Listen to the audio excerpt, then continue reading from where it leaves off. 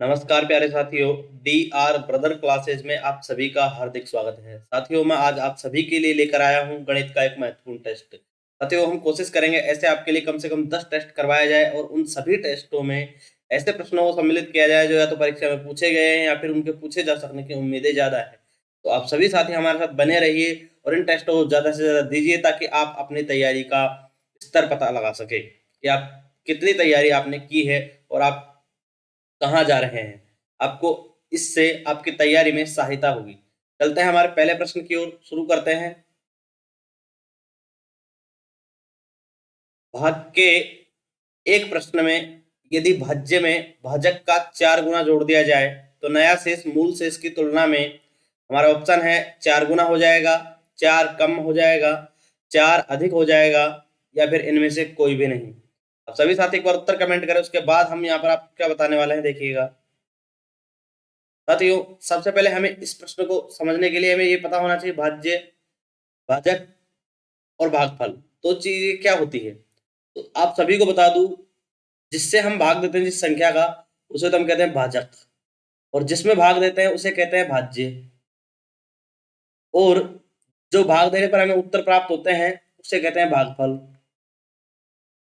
और जो हमें नीचे प्राप्त होते हैं यहाँ पर उसे कहते हैं शेषफल। अब हमसे क्या कहा गया है प्रश्न में कि अगर हम भाजक का 4 गुना इससे कितना गुना करें, 4 गुना, और जोड़े किसमें, भाज्य में, तो भाई क्या होगा, हमारा शेषफल परिवर्तित होगा क्या? नहीं। क्यों नहीं होगा? क्योंकि यहाँ पर मान लो भाजक 1 है और यहाँ पर इसका 4 गुना 4 जोड़ देंगे तो भाग पूरी पूरी बार अर्थात 4 बार चला जाएगा। अगर हमसे पूछा भागफल में, ये पूछता शेषफल की जगह भागफल में कितना परिवर्तन होगा, तो हम कहते 4 बढ़ेगा। लेकिन हमसे पूछा क्या शेषफल में कितना परिवर्तन होगा, तो शेषफल में हमारा बताओ क्या परिवर्तन होने वाला है? कुछ भी नहीं। तो हमारा राइट आंसर हो जाएगा साथियों इनमें से कोई भी नहीं। आप सभी साथी आंसर कमेंट करते रहे। चलते हैं अगले प्रश्न की ओर। अगला प्रश्न है, कितने 1/6 मिलकर 41/2/3 के बराबर होते हैं? Option number 1 125, option number 2 150, option number 3 250, option number 4 350। सभी साथी आंसर कमेंट करें। साथियों, इसके आंसर के लिए मैं आपको बता दूं कि ऐसे प्रश्न जब भी आपके पूछे जाए भिन्न वाले या फिर कितने मिलकर ये बनाते हैं, तो आपको सीधा सीधा जो बनाते हैं उसमें जिससे मिलकर बनाते हैं उसका भाग देना है। सबसे पहले हमें ये जो हमें भिन्न दे रखी है मिश्र भिन्न, इसको हम उचित भिन्न में बदलेंगे। बदलेंगे तो हम क्या करेंगे, 3 को 41 से गुणा करेंगे और फिर यहाँ पर जो भी आएगा उसको जोड़ देंगे। तो 41 को 3 से गुणा करो 123, 123 में 2 जोड़ेंगे तो 125/3। अब हम इसमें भाग किसका देंगे, 1/6 का। आप बटे में रखकर भी भाग देख सकते हैं। जब आपको ऐसा भाग देना हो भिन्न वाली संख्या का, तो जो दूसरी वाली जिस संख्या का हम भाग देते हैं उसको हम क्या कर देते हैं, उलट देते हैं। 6 को अंश की जगह और 1 को हर की जगह, और फिर यहाँ इसकी जगह निशान किसका लगा देते हैं, गुणे का। तो लगाइए 125/3 गुणे 6/1, काटिए 3 दूनी 6। अब क्या बचा हमारे पास, 125 दूनी 250। कितने 1/6 मिलकर 41/2/3 बनाते हैं 250। हमारा ऑप्शन नंबर 3 राइट आंसर हो जाएगा दोस्तों। चलते हैं अगले प्रश्न की ओर। अगला प्रश्न है, यदि x की घात 2 की घात 3 गुणा x की घात 4 बटा x की घात 10 बराबर x की घात p हो तो p का मान निकालें। Option number 1 option number 2 0, option number 3 -1, option number 4 2। सभी साथी आंसर कमेंट करें एक बार। साथियों, ऐसे प्रश्नों को हल करने के लिए हमें कुछ नियम आने चाहिए जो मैं आपको बता देता हूं कि अगर हमारे पास ऐसा हो कि a की घात m और उसकी घात n, या फिर आपके पास तो a की घात m गुणा n, ऐसा भी हो सकता है। या फिर हो आपके पास कि a की घात m गुणा a की घात n। जब ये स्थिति हो ये वाली, तो इन दोनों में तो आपको क्या करना है, घात को गुणा करना है। और इस वाली स्थिति जो होगी इसमें आपको करना है जोड़ना है। क्या करना है, जोड़ना है। तो इनमें आप गुणा कीजिए, क्योंकि यहाँ तो घात का सीधा सीधा गुणा दे रखा है और यहाँ इसका मतलब भी इससे गुणा ही है। और यहाँ क्या कर रखा है, इन दोनों को अलग अलग लिख रखा है, तो हम घात को क्या करेंगे, जोड़ेंगे। क्या करेंगे, जोड़ेंगे। तो करिए, यहाँ अगर इसको हम गुणा करते हैं, मान लीजिए यहाँ, तो कितना हो जाएगा हमारे पास, x की घात 6 गुणा x की घात 4। बटा x की घात 10। ठीक है, अब ये यहाँ क्या आ रहा है, गुणा का निशान आ रहा है इसकी तरफ, तो हम इनको क्या करेंगे, घात को बराबर a m प्लस n, घात को जोड़ देंगे, तो जोड़ दीजिए, कितने आगे ऊपर यहाँ पर भी x की घात 10, क्योंकि 6 और 4 जुड़ जाएंगे। अब नीचे कितना आ गया, x की घात 10।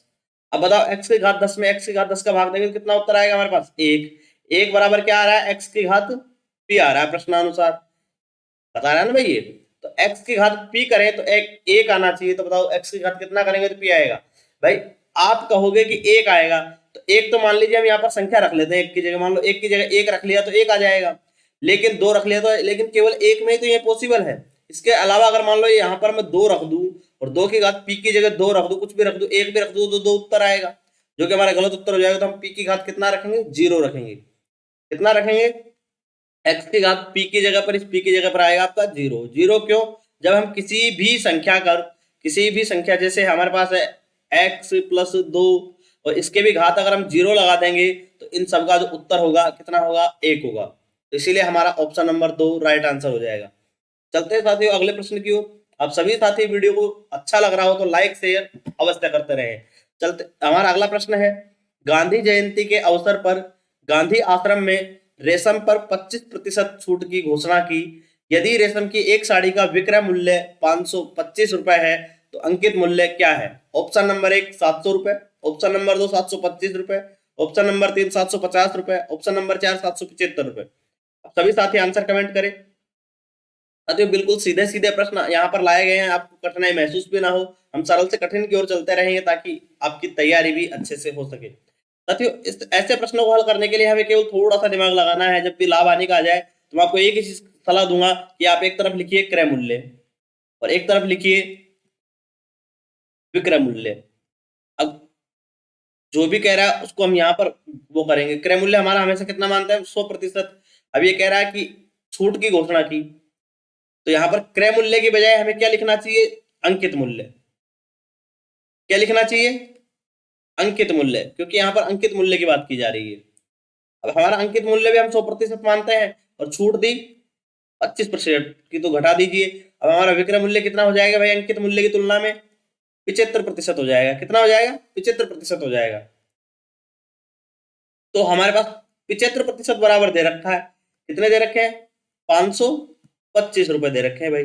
जब हमारे पास 75% बराबर 525 रुपए है तो हम आसानी से 100% निकाल सकते हैं। निकालिए, कैसे निकालेंगे, तो जो पैसे हमें दे रखे उसको ऊपर रखेंगे, भाग में जितना प्रतिशत हमें बता रखा है उसको रखेंगे,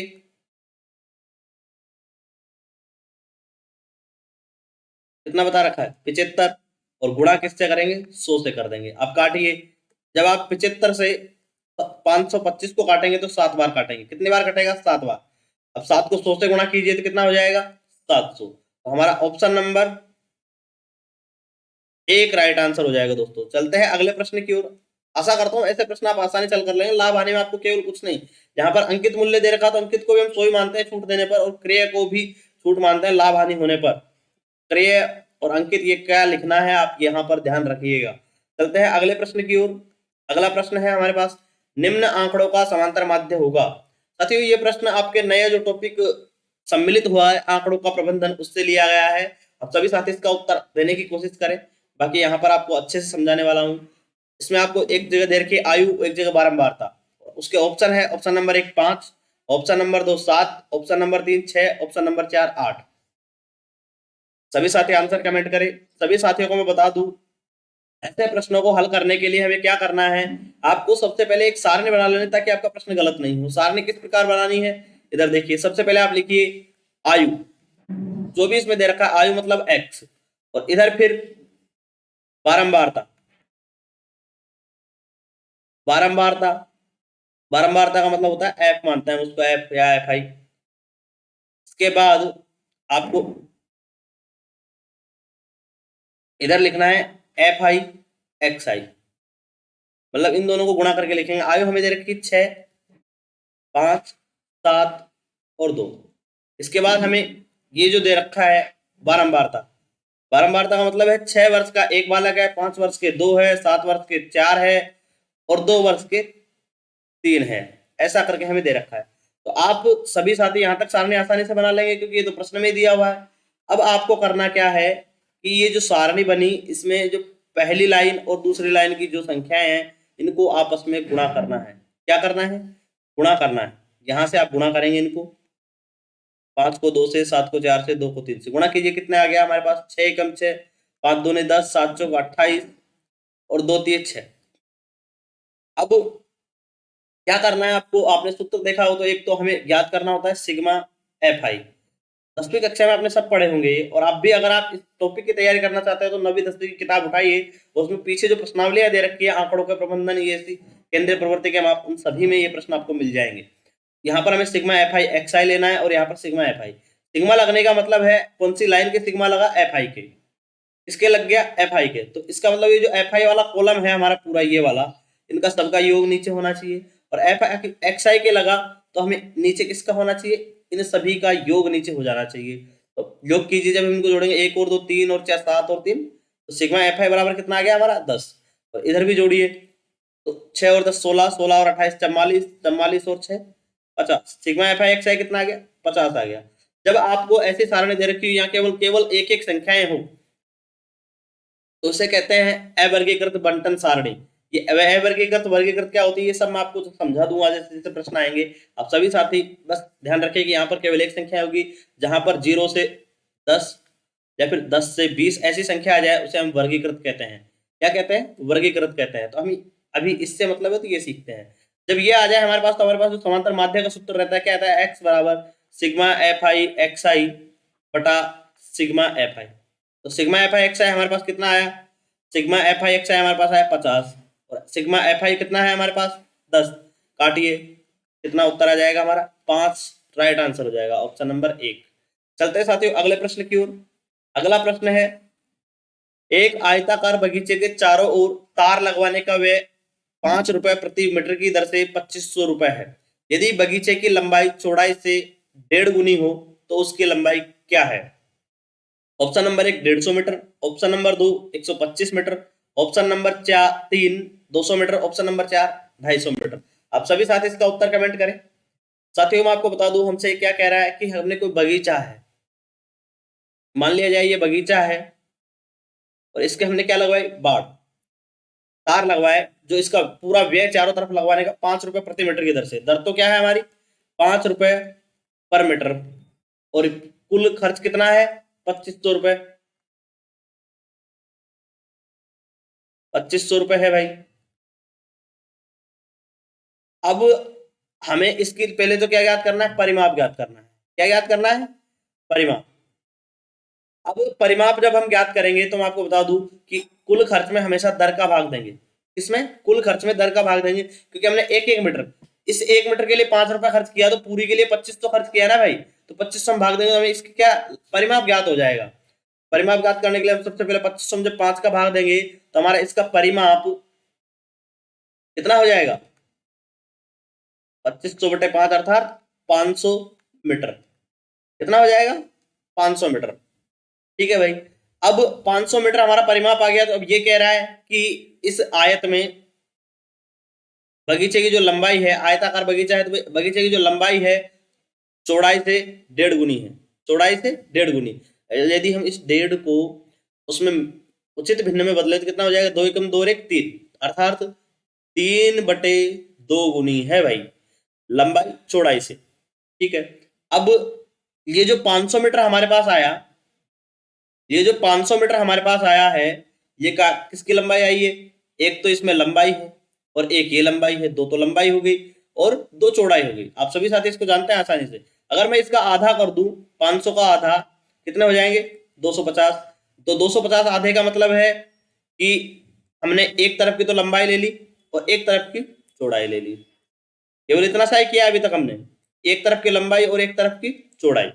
अब इस प्रश्न को करने के लिए ये कह रहा है कि क्या कह रहा है कि 3/2 गुनी क्या है? लंबाई है। क्या है? लंबाई बराबर क्या है? चौड़ाई है भाई। इतना ही कहा इसने, 1.5 गुनी लंबाई किसकी? चौड़ाई की। तो ये थोड़ा सा मैंने गलत लिख दिया है यहाँ पर, आपको बता दूं कि चौड़ाई का 1.5 गुनी, चौड़ाई को अगर हम 3/2 से गुणा करेंगे तो लंबाई आएगी हमारे पास। ठीक है, तो आप सभी साथी बताएं कि अगर हम इस चौड़ाई को यहाँ गुणा में इसको इधर पक्षांतरित कर दो तो क्या हो जाएगा हमारे पास कि लंबाई बटे चौड़ाई बराबर 3/2। अब इससे हम थोड़ा सा अंदाजा लगा सकते हैं, आपने अगर अनुपात पढ़ा हो तो लंबाई बटा चौड़ाई बराबर 3/2, मतलब कि लंबाई का अनुपात 3 हो जाएगा और चौड़ाई का अनुपात 2। तो कुल कितने टुकड़े हुए इस लंबाई और चौड़ाई के? 5। 5 का भाग देंगे हम गुणा किससे करेंगे? 3 से। 5 का भाग किस में देंगे? इस 250 में देंगे, क्योंकि हमें केवल लंबाई और चौड़ाई लिए, यहाँ पर 2 गुणा नहीं लिए। दोनों लंबाई चौड़ाई लेते तो फिर हम इसकी 2 गुणा करके क्या मतलब उससे हमें, हमने यहाँ पर केवल एक लंबाई और एक चौड़ाई को इकट्ठा कर लिया। इसमें 5 का भाग दीजिए आप, तो कितना आएगा आपके पास? 50, और गुणा किससे कीजिए? 3 से। तो कितना उत्तर आ गया आपका? 150। 150 मीटर इसकी लंबाई हो जाएगी। चलते साथियों अगले प्रश्न की ओर। अगला प्रश्न है, एक घनाकार संदूक के पृष्ठ का क्षेत्रफल 486 वर्ग सेंटीमीटर है, तो भुजा की लंबाई क्या है? Option number 1 11 centimetre, option number 2 9 centimetre, option number 3 8 centimetre, option number 4 7 centimetre. साथियों आप सभी इसका उत्तर कमेंट करें। मैं आपको बता दूं कि ऐसे प्रश्नों को हल करने का भी थोड़ा सा सूत्र पता होना चाहिए। तो किसी भी घन का पृष्ठ का क्षेत्रफल, घन का पृष्ठीय क्षेत्रफल का सूत्र होता है 6 गुणा भुजा स्क्वायर, ये सूत्र होता है। अब हमें घन का पृष्ठीय क्षेत्रफल कितना दे रखा है? 486 वर्ग सेंटीमीटर, और इधर क्या दे रखा है? 6 गुणा भुजा स्क्वायर। अब हमें क्या कुछ नहीं करना, केवल पक्षांतर करना है। इसको पक्षांतर इधर कीजिए, इधर गुणा में इसमें भाग में आ जाएगा, तो 486/6 बराबर भुजा स्क्वायर। तो आप देखिए 486 में जब 6 का भाग देंगे तो कितने बार जाएगा? 81 बार। कितनी बार जाएगा? 81 बराबर भुजा स्क्वायर। अब इस अगर हमें स्क्वायर हटाना है तो इसका क्या करना पड़ेगा? रूट करना पड़ेगा। इसका रूट करेंगे तो हमें सबसे पहले ये पता होना चाहिए कि कैसे किसका वर्ग है। तो हमारा आंसर हो जाएगा भुजा बराबर 81 किसका वर्ग? इसके रूट हटाया तो इसके रूट लग जाएगा, इसके स्क्वायर हटाया तो सॉरी, तो हमारा उत्तर हो जाएगा 9। ऑप्शन नंबर 2 राइट आंसर होगा दोस्तों। चलते हैं अगले प्रश्न की ओर। अगला प्रश्न है, दिए गए चित्र में ए बी समांतर सीडी तथा ए बी समांतर सीडी, साथ ही थोड़ी सी कुछ है तो आना चाहिए यहाँ पर, y माइनस एक्स का मान है। तो आप सभी साथी आंसर कमेंट करें। हमारे ऑप्शन है, option number 1 10 degree, option number 2 30 degree, option number 3 20 degree, option number 4 40 degree. साथियों अगर आपको ये पता हो तो मैं बता दूं कि समांतर रेखाओं पर बनने वाले संगत कोण बराबर होते हैं। तो आपको थोड़ा सा इसमें दिमाग लगाना है कि इस पर ये जो कोण बनेगा ये 110 है, तो ये कितना हो जाएगा? 70 डिग्री। और ये क्या है? संगत कोण किसका है? इसका। तो y भी कितना हो जाएगा हमारा? 70 डिग्री। y बराबर कितना हो जाएगा? 70 डिग्री। उसी प्रकार हम इसको याद करेंगे, ये 120 है तो ये कितना हो जाएगा? 60 डिग्री। और इसका संगत कोण कौन सा है? ये x है, तो x बराबर कितना हो जाएगा? 60 डिग्री। अब हमसे पूछा क्या है? y minus x degree.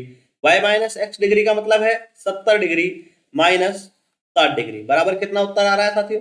10 degree. हमारा राइट आंसर हो जाएगा।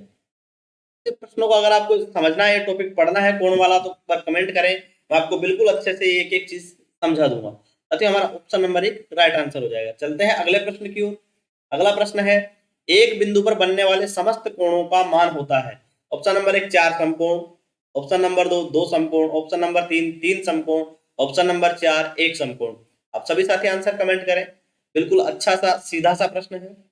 अच्छा मैं आपको बता दूं एक बिंदु पर बनने वाले कोणों का मान कितना होता है। सबसे पहले तो ये बिंदु लीजिए, इस पर मैंने ये एक कोण बनाया, दूसरा कोण ये बनाया, तीसरा कोण ये बनाया, चौथा, कितने कोण बना दिए मैंने? कम से कम 4-5 कोण बना दिए, ये सब कोण है।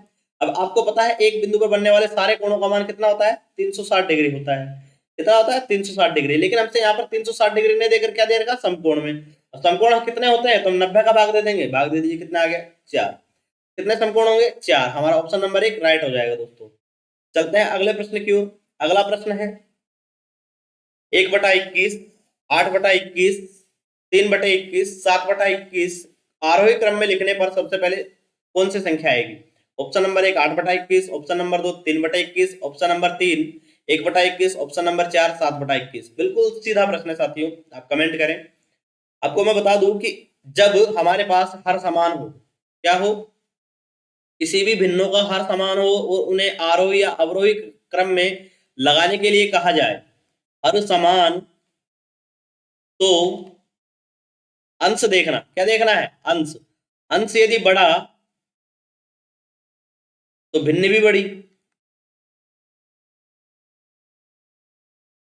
और अंश क्या है, यदि छोटा है तो भिन्न भी क्या रहेगी, छोटी रहेगी। अंश बड़ा तो भिन्न बड़ी, अंश छोटा तो भिन्न छोटी, कब, जब हर समान हो।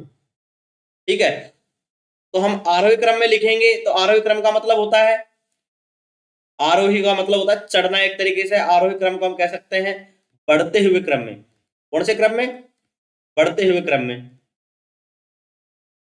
तो बढ़ते हुए क्रम का मतलब है पहले छोटा, फिर बड़ी, फिर बड़ी, फिर उससे बड़ी आएगी। तो सबसे पहले हमारी कौन सी संख्या आएगी, सबसे छोटी संख्या आएगी।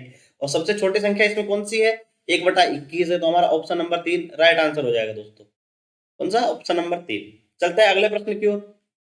अगला प्रश्न है, चित्र में कोण बी बराबर 70 डिग्री, कोण सी बराबर 60 डिग्री, ई बी सी का मध्य बिंदु है तथा एफ ए बी का मध्य बिंदु है, तब एफ ई बी का मान है।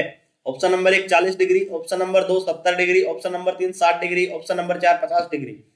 साथियों एक बार आंसर कमेंट करें। मैं आप सभी साथियों को बता दूं कि जब किसी भी त्रिभुज में इस दो भुजाओं के मध्य, दो भुजाओं के मध्यिका को लेते हुए, मध्य बिंदु को लेते हुए, जैसे ए बी का बिंदु क्या है, मध्य बिंदु एफ है, और इसका मध्य बिंदु क्या है, ई है, और उससे मिलाकर रेखा खींची जाए, तो जिस भुजा के सामने रेखा खींची है, कौन सी है, इसके सामने, तो ये एक तो इन दोनों की क्या होगी, आपस में समांतर होगी। क्या होगी, आपस में समांतर होगी, और इसकी आधी होगी।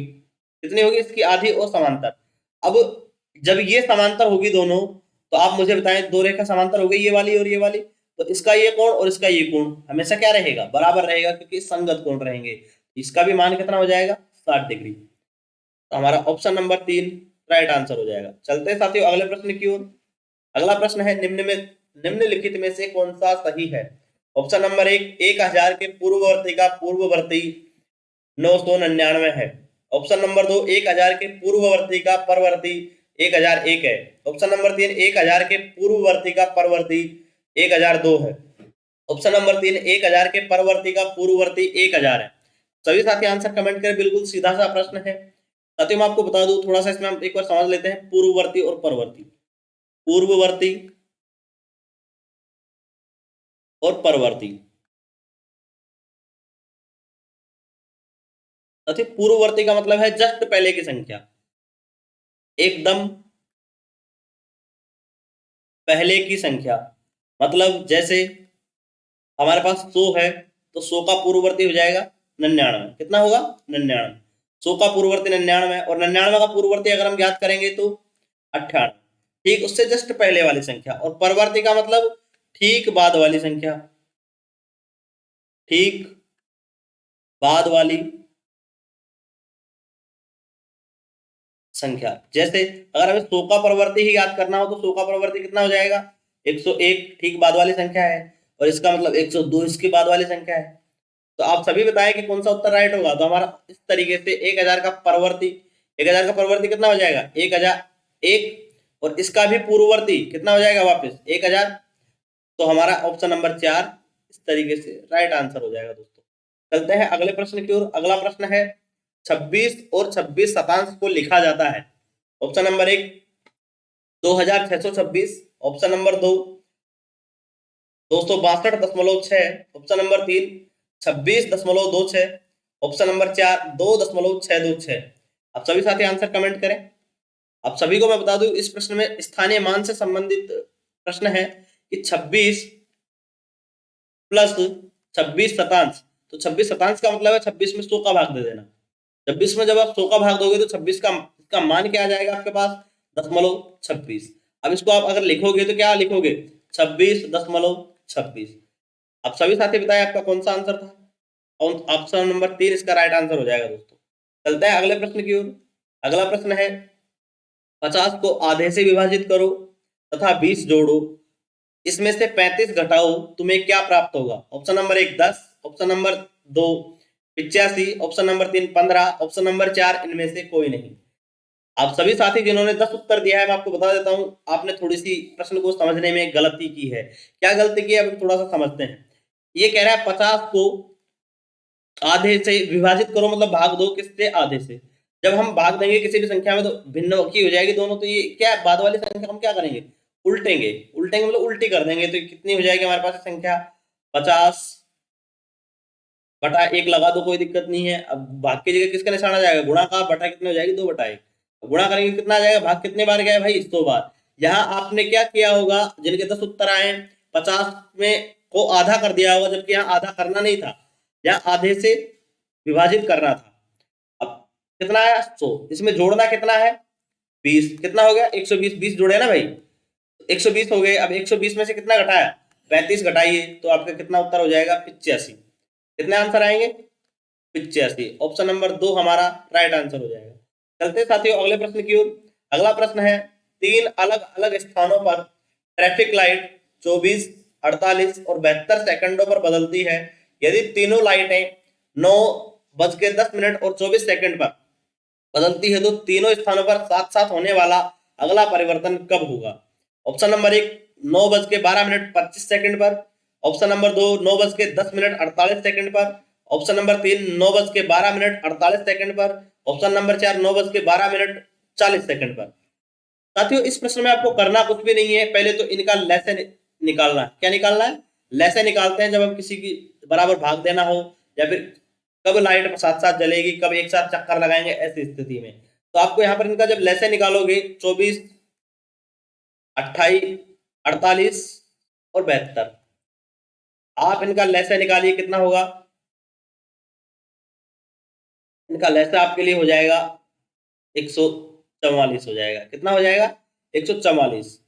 अब ये अगर यहाँ पर टाइम है आपके कितना? 9:10 और 24 सेकंड। 9:10 और 24 सेकंड। यहाँ पर ये एक साथ जली, तो इसके बाद कितने देर बाद जलेगी? 144 सेकंड बाद एक साथ जलेगी। ठीक है, तो 144 सेकंड का मतलब आप सीधा सीधा लगा सकते हो, 60 का भाग दोगे तो 2 मिनट और 24 सेकंड। कितने हो गए? 2 मिनट और 24 सेकंड बाद। 2 मिनट और 24 सेकंड बाद कितना समय हो जाएगा? 9 तो बजे ही रहेंगे। 10 मिनट की जगह कितनी हो जाएगी? 12 मिनट हो जाएगी। और 24 सेकंड उसकी जगह कितनी हो जाएगी? 48 सेकंड हो जाएगी। ठीक है, तो कितने बजे बजेगी अगली? दोबारा साथ साथ 9:12 और 48 सेकंड पर। अर्थात हमारा ऑप्शन नंबर 3 राइट आंसर हो जाएगा दोस्तों। चलते हैं अगले प्रश्न की ओर। अगला प्रश्न है, कोई धनराशि 5 वर्षों में दोगुनी हो जाती है, तो कितने वर्षों में यह 4 गुना हो जाएगा? ऑप्शन नंबर 1 10 वर्ष, ऑप्शन नंबर 2 15 वर्ष, ऑप्शन नंबर 3 15 वर्ष, ऑप्शन नंबर 4 20 वर्ष।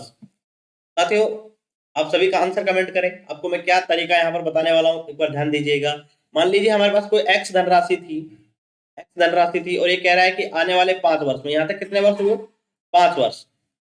साधारण ब्याज पर ही है, तो यहाँ पर 5 वर्ष में कितना हो गया? ये एक्स बढ़ गई, तो यहाँ पर कितनी हो गई इस 5 वर्ष पर जाकर? 2x हो गई। कितनी हो गई? 2x। लेकिन अब ये अगले 5 वर्ष में कितनी बढ़ेगी? वापस x बढ़ेगी, तो यहाँ कितनी हो जाएगी? 3x हो जाएगी।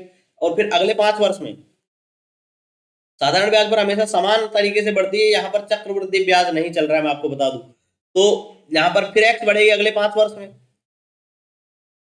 तो यहाँ कितनी हो जाएगी? 4x। कितनी हो जाएगी? 4x।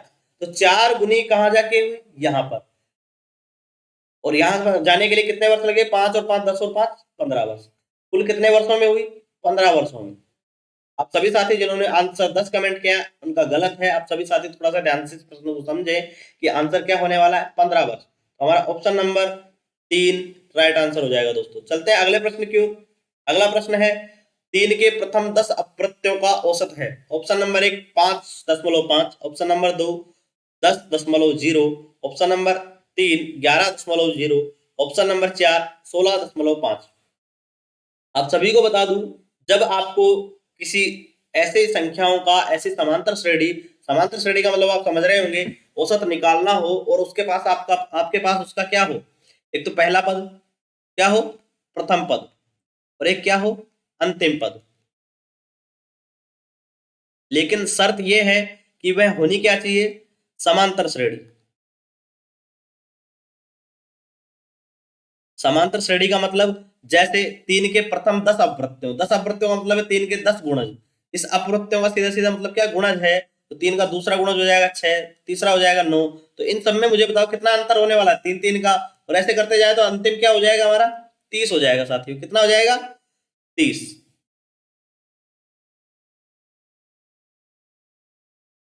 तो इसका जो प्रथम पद तो कितना रहा, 3, और अंतिम पद कितना रहा, 30। लेकिन ध्यान रखना कि उनमें सब में क्या होना चाहिए, समान अंतर होना चाहिए। जैसे लगातार सम संख्याएं पूछ ले, लगातार विषम पूछ ले, लगातार प्राकृत संख्या पूछ ले, ऐसा कुछ भी पूछे, लेकिन उन सब में अंतर समान होना चाहिए, अर्थात में समांतर श्रेणी होनी चाहिए। तुम सीधा सीधा क्या करेंगे, इस प्रथम पद और अंतिम पद को जोड़ेंगे। इसको प्रथम पद प्लस अंतिम पद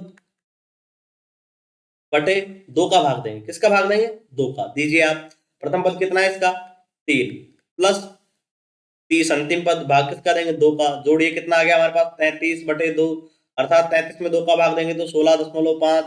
तो हमारा ऑप्शन नंबर 4 राइट आंसर हो जाएगा इस तरीके से। लेकिन आप इस बात को ध्यान रखना थोड़ा सा कि समांतर श्रेणी होगी, अर्थात उनमें अंतर समान होगा सभी पदों में, तो ही ये लगेगा।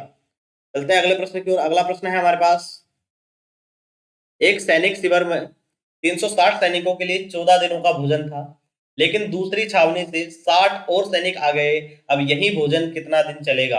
ऑप्शन नंबर 1 10 दिन, ऑप्शन नंबर 2 14 दिन, ऑप्शन नंबर 3 12 दिन, ऑप्शन नंबर 4 15 दिन। आप सभी साथी आंसर कमेंट करें, फिर आपको मैं बताने वाला हूं। हमें यहाँ पर कुछ भी नहीं करना, एक व्यक्ति पर पहुंचना है। भाई 360 सैनिकों के लिए 14 दिन का है, इसके लिए 360 सैनिकों के लिए 14 दिन का है। तो ये एक दिन में कितने व्यक्ति खाएंगे कुल, तो ये हमें पता चल जाएगा। अब ये कह रहा है कि व्यक्ति कितने बड़े उनको नीचे लिखना है। कितने में बड़े, 360 तो पहले ही थे, और बड़े कितने, 60। जोड़ दीजिए दोनों को, कितना हो जाएगा हमारे पास, 360 गुणे 14 बटे 420। अब आप काटिए, 30 बार ये कट जाएगा यहाँ पर, 34 42। उसके बाद 3 से 0 3 का भाग 36 में देंगे तो आपके पास कितना उत्तर आ जाएगा, 12। तो 12 हमारे पास क्या है, दिन। क्या है, 12 दिन। तो ये भोजन कितने दिन चलेगा, 12 दिन, अर्थात ऑप्शन नंबर 3 राइट आंसर हो जाएगा। चलते साथियों अगले प्रश्न की ओर। अगला प्रश्न है, एक त्रिभुज जिसकी भुजाओं की लंबाई 8 सेंटीमीटर, 12 सेंटीमीटर और 16 सेंटीमीटर है, तो त्रिभुज की प्रकृति बताइए। त्रिभुज कैसा बनेगा। ऑप्शन नंबर 1 अधिक कोण त्रिभुज, ऑप्शन नंबर 2 समकोण त्रिभुज, ऑप्शन नंबर 3 न्यून कोण त्रिभुज, ऑप्शन नंबर 4 इनमें से कोई नहीं। साथियों ऐसे प्रश्नों के लिए हमें पाइथागोरस प्रमेय अर्थात बोधायन प्रमेय थोड़ा सा आना चाहिए कि कर्ण स्क्वायर, आपको अगर इस सूत्र अच्छे से याद होगा, कर्ण स्क्वायर बराबर आधार स्क्वायर प्लस लंब स्क्वायर। ध्यान रखना जब ऐसी स्थिति होगी तो त्रिभुज कौन सा बनेगा, समकोण त्रिभुज। अधिक कोण त्रिभुज के लिए कर्ण स्क्वायर, कर्ण स्क्वायर हमेशा क्या रहेगा, बड़ा रहेगा, किससे, आधार स्क्वायर प्लस लंब स्क्वायर से। और न्यून कोण त्रिभुज में क्या रहने वाला है, आपके कर्ण जो स्क्वायर है, कर्ण का स्क्वायर है, हमेशा छोटा रहेगा। क्या रहेगा, छोटा रहेगा, किससे, आधार स्क्वायर प्लस लंब के स्क्वायर से। तो अब हम यहाँ पर क्या देखने वाले हैं कि ये कैसा रहेगा, इनमें से कर्ण का स्क्वायर निकालेंगे और सबका 2 का स्क्वायर निकाल के जोड़ देंगे। अब आप कहेंगे पता कैसे चलेगा, भाई कर्ण है तो कर्ण का मतलब सबसे बड़ी भुजा। सबसे बड़ी भुजा कौन सी है हमारी, 16 सेंटीमीटर। तो 16 सेंटीमीटर का वर्ग, 16 सेंटीमीटर का वर्ग कितना होगा, आप सभी साथी बताएं मुझे, 256। कितना होगा, 256।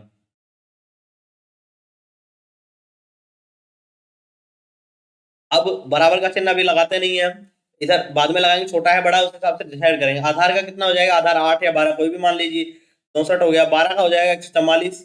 अब 64 और 144 को आप जोड़िए, कितना होगा, कितना हो जाएगा, 208 हो जाएगा। और इधर ये बताओ बराबर है कि बड़ा है, 208 छोटा है किससे, 256 से। और 256 क्या है, बड़ा है, कर्ण का वर्ग बड़ा है और बाकी 2 का वर्ग छोटा है। तो ये स्थिति कहां बन रही है हमारी, अधिक कोण त्रिभुज में। तो हमारा ऑप्शन नंबर 1 राइट आंसर हो जाएगा दोस्तों। चलते हैं अगले प्रश्न की ओर। अगला प्रश्न है, नीचे दिए गए पदों की माध्यिका ज्ञात कीजिए। माध्यिका और माध्यक एक ही बात है। Option number 1 6, option number 2 3, option number 3 15, option number 4 7। सभी साथियों को बता दूं, ऐसे प्रश्नों को हल करने के लिए हमें क्या करना है, सबसे पहले हमें जो भी पद दे रखे हैं इनको या तो आरोही क्रम या फिर अवरोही क्रम, या तो आरोही क्रम में आप लिखिए या फिर अवरोही क्रम में लिखिए, जिस भी क्रम में आप लिखोगे, ठीक है। जब आप आरोही या अवरोही क्रम में लिख दोगे, हम इसको आरोही क्रम में लिख लेते हैं, तो सबसे पहले कौन सी संख्या आएगी, 1, फिर 2, फिर 3, फिर 5, फिर 6, फिर 7, 8, 9 और फिर 12। गिन लीजिए, 3 3 6 3 9, बिल्कुल 9 संख्याएं हैं। और अवरोही में लिखेंगे ठीक इसकी विपरीत आ जाएगी। और माध्यिका निकालने के लिए आपको ये भी ध्यान होना चाहिए कि पदों की संख्या जो है, पदों की संख्या, थोड़ा सा यहाँ पर इस प्रश्न में ये पेच रहेगा कि पदों की संख्या के अनुसार आपको सूत्र लगाना है। पदों की संख्या अगर क्या है, सम है, और यदि क्या है, विषम है। दो स्थितियां आपके पास यहाँ पर आने वाली है, सम या विषम। अगर सम है तो आपको क्या करना है, विषम है तो क्या करना है। सबसे पहले हम विषम का सीखते हैं। यदि विषम है तो n बराबर हम पद मानेंगे n+1/2 वां पद। सीधा सीधा मतलब है, जो हमारे पदों की संख्या होगी उसमें 1 जोड़ेंगे, 2 का भाग दे देंगे, और वो जो भी आएगा वो क्या रहेगा, वहां पद हमारी क्या रह जाएगी, माध्यिका। क्या रह जाएगी, माध्यक या माध्यिका। ठीक। अब सम में हो जाए तो सम में आपको क्या करना है, थोड़ा सा दिमाग लगाना है। n/2 एक वहां पद प्लस n/2 + 1 वहां पद,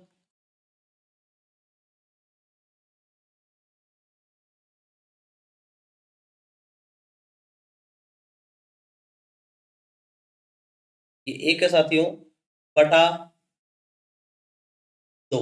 ये अलग अलग चीजें हैं साथियों, आपको ध्यान रखना है।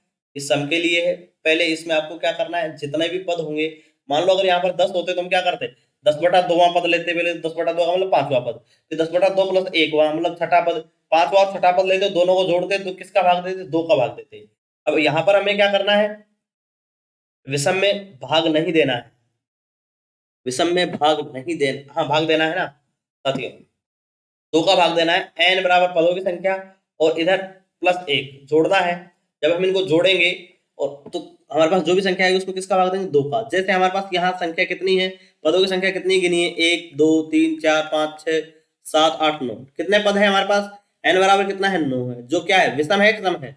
विषम है तो हम ये वाला सूत्र लगाएंगे, लगाइए ये वाला सूत्र। तो n बराबर कितना है, 9 + 1/2, कितना आगे, 10/2, अर्थात 5वां पद क्या रहेगा, 5वां पद। 5वां पद हमें इसमें नहीं गिनना है, ध्यान रखना। ये जो हमें ऊपर पद दे रखा है इसमें नहीं गिनना, हमने आरोही या अवरोही क्रम जो भी जमाया है ना उसमें गिनना है। गिनिए, 1 2 3 4 और 5वां पद। 5वां पद कितना है हमारा, 6 है, तो हमारा ऑप्शन नंबर 1 6 इसकी माध्यिका हो जाएगी। साथियों आशा करता हूँ आपको समझ में आया होगा। आप सभी साथी, अगर आपको कक्षा अच्छी लग रही है तो शेयर करें। आगे के 10 प्रश्न शिक्षा विधि के रहने वाले हैं, चलते हैं शुरू करते हैं उनको। हमारा अगला प्रश्न रहेगा कि अधिक गणित जानने की अपेक्षा यह जानना अधिक उपयोगी है कि गणितीयकरण कैसे किया जाए। यह कथन किसके द्वारा, कथन के द्वारा दिया गया है। Option number 1 George Polya, option number 2 Van Hiele, option number 3 Vygotsky, option number 4 David Wheeler. आप सभी साथियों को बता दूं इसका उत्तर आपका रहने वाला है डेविड व्हीलर महोदय द्वारा। इसके द्वारा दिया गया है कथन, डेविड व्हीलर महोदय द्वारा। चलते हैं अगले प्रश्न की ओर। अगला प्रश्न है, गणित की परियोजनाओं के बारे में निम्नलिखित कथनों में से कौन सा सही नहीं है। ऑप्शन नंबर 1 वे समस्या समाधान कौशल को बढ़ाते हैं। ऑप्शन नंबर 2 वे अंतर विषयी अनुबंधों को सिद्ध करते हैं। ऑप्शन नंबर 3 वे गणित में अंक प्राप्त करना आसान करते हैं। ऑप्शन नंबर 4 वे अन्वेषण कौशल को प्रोत्साहित करते हैं। साथियों इसका जो आंसर रहेगा हमारा ऑप्शन नंबर 3 इसका राइट आंसर हो जाएगा कि वे गणित में अंक प्राप्त करना आसान करते हैं। यह वाक्य सही नहीं है, या सही नहीं पूछा है। चलते हैं अगले प्रश्न की ओर। अगला प्रश्न है हमारे पास, छोटी कक्षाओं में गणित विषय में रुचि उत्पन्न करने के लिए पढ़ाने का तरीका होना चाहिए। ऑप्शन नंबर 1 मनोरंजक एवं खेल संबंधी, ऑप्शन नंबर 2 रटने का, ऑप्शन नंबर 3 आगमन तक, ऑप्शन नंबर 4 निगमन तक। तो साथियों इसमें हमारा राइट आंसर हो जाएगा मनोरंजक एवं खेल संबंधी। छोटे कक्षा में अगर हम बच्चों को मनोरंजक तरीके से या फिर खेल संबंधी तरीकों से सिखाएंगे तो वो जल्दी सीखेंगे और उनमें रुचि भी रहेगी। चलते हैं अगले प्रश्न की ओर। अगला प्रश्न है, निम्न में से किसमें गणित का प्रयोग स्पष्ट रूप से नहीं हो रहा है? ऑप्शन नंबर 1 लाभ हानि, ऑप्शन नंबर 2 सब्जियां खरीदना, ऑप्शन नंबर 3 साइकिल चलाना, ऑप्शन नंबर 4 उधार लेना। तो आप सभी साथियों को बता दूं, आप सभी साथी इसका बिल्कुल आसानी से अंदाजा लगा सकते हैं कि जो सब साइकिल चलाना है, क्या है? साइकिल चलाना, इसमें स्पष्ट रूप से गणित का प्रयोग नहीं हो रहा है। लाभ हानि में भी गणित का प्रयोग करना पड़ेगा, सब्जियां खरीदने जाएंगे वहां भी गणित का प्रयोग जोड़ भाग करना पड़ेगा, उधार लेने में भी करना पड़ेगा। साइकिल चलाने में स्पष्ट रूप से नहीं हो रहा है। चलते हैं अगले प्रश्न की ओर। अगला प्रश्न है, यदि एक विद्यार्थी गणित विषय में कई बार अनुत्तीर्ण हो जाता है तो यह जानने के लिए कि गणित की किस विशेष शाखा में वह कमजोर है, निम्नलिखित में से कौन सी विधि प्रयोग में लेंगे? ऑप्शन नंबर 1 लिखित कार्य, ऑप्शन नंबर 2 मौखिक कार्य, ऑप्शन नंबर 3 निदानात्मक तरीका, ऑप्शन नंबर 4 उपचारात्मक तरीका। तो आप सभी साथियों को बता दूं कि इसमें निदानात्मक तरीका हम काम में लेंगे कि वह किस विशेष क्षेत्र में कमजोर है, यह जानने के लिए। ऑप्शन नंबर 3 हमारा राइट आंसर हो जाएगा। चलते हैं अगले प्रश्न की ओर। छात्र गणितीय गणना में गति प्राप्त कर सकते हैं। ऑप्शन नंबर 1 चर्चा या वाद विवाद द्वारा, ऑप्शन नंबर 2 मौखिक कार्य द्वारा, ऑप्शन नंबर 3 लिखित कार्य द्वारा, ऑप्शन नंबर 4 अभ्यास द्वारा। आप सभी साथी आंसर कमेंट करें। तो आप सभी साथी को बता दूं इसका जो उत्तर रहने वाला है ऑप्शन नंबर 4 अभ्यास द्वारा। आप सभी साथी जानते हैं कि बच्चा गणित में जितना ज्यादा अभ्यास करेगा उतना ज्यादा सीखेगा, इसीलिए अभ्यास बड़ा जरूरी है गणित में। चलते हैं अगला प्रश्न की ओर। अगला प्रश्न है, गणित के अध्ययन से एक बच्चे में किस गुण का विकास होता है? ऑप्शन नंबर 1 आत्मविश्वास, ऑप्शन नंबर 2 तार्किक सोच, ऑप्शन नंबर 3 विश्लेषिक सोच, ऑप्शन नंबर 4 उपयुक्त सभी। साथियों मैं आपको बता दूं, गणित के अध्ययन से एक बच्चे में आत्मविश्वास का भी विकास होता है, तार्किक सोच का भी होता है, विश्लेषक का भी होता है। तो हमारा ऑप्शन नंबर 4 अर्थात उपयुक्त सभी है वो राइट आंसर हो जाएगा। चलते हैं अगले प्रश्न की ओर। अगला प्रश्न है, प्राथमिक स्तर पर गणित का महत्व है। सांस्कृतिक, ऑप्शन नंबर 2 मानसिक, ऑप्शन नंबर 3 व्यवहारिक, ऑप्शन नंबर 4 आध्यात्मिक। आप सभी को मैं बता दूं कि इसका जो उत्तर रहने वाला है व्यवहारिक हो जाएगा। क्या हो जाएगा साथियों? व्यवहारिक। प्राथमिक स्तर पर गणित का महत्व व्यवहारिक होता है। चलते हैं अगले प्रश्न की ओर। अगला प्रश्न है, सामान्य से विशिष्ट का सिद्धांत निम्न में से किसमें प्रयोग होता है? आगमन विधि, ऑप्शन नंबर 2 निगमन विधि, ऑप्शन नंबर 3 संश्लेषण विधि, ऑप्शन नंबर 4 विश्लेषण विधि। आप सभी साथियों को मैं बता दूं कि निगमन विधि में सामान्य से विशिष्ट का सिद्धांत का प्रयोग होता है, सामान्य से विशिष्ट का। चलते हैं अगले प्रश्न की ओर। अगला प्रश्न हमारा अंतिम प्रश्न व अगला प्रश्न। आप सभी साथियों को मैं पहले कहूंगा कि आप सभी साथी इस वीडियो को ज्यादा से ज्यादा शेयर करें, सब चैनल को सब्सक्राइब करें। अगर अच्छा लगा तो वीडियो को कमेंट में भी लिखें, आपके कितने प्रश्न सही हुए ये भी हमें बताएं। अगर आप हमारा सहयोग करते हैं, आप वीडियो को लाइक शेयर सब्सक्राइब व चैनल को सब्सक्राइब करते हैं तो हमारा उत्साह बढ़ता है और हम आपके लिए आगे अच्छी से अच्छी कक्षाएं लेकर आने में सहायक होते हैं। साथियों मैं आपको बता दूं, अगला प्रश्न हमारा है, गणित में किस विधि में हम प्राय सूत्रों तथा नियमों की सहायता लेते हैं? ऑप्शन नंबर 1 संश्लेषण, ऑप्शन नंबर 2 विश्लेषण, ऑप्शन नंबर 3 आगमन, ऑप्शन नंबर 4 निगमन। तो इसमें हमारा राइट आंसर हो जाएगा साथियों निगमन, अर्थात नियम से गमन। पहले हम नियम लेंगे, सूत्र नियम, उसके बाद सवाल को हल करेंगे। कौन सी विधि में होता है? निगमन विधि में। तो हमारा प्रैक्टिस सेट यही समाप्त होता है। आप सभी साथी एक बार कमेंट करके बताएं कि ये प्रश्न कैसे थे, आपको कैसे लगे, आपके कितने प्रश्न सही हुए। आप सभी साथी कमेंट अवश्य करें और अपने साथियों को ज्यादा से ज्यादा शेयर करें ताकि हमारा भी उत्साह बना रहे और हम आपके लिए आगे से आगे अच्छी से अच्छी कक्षाएं, अच्छे से अच्छे मॉडल टेस्ट ला सकें। धन्यवाद साथियों, मिलेगा आपसे फिर एक और बेहतरीन कक्षा में, तब तक के लिए धन्यवाद।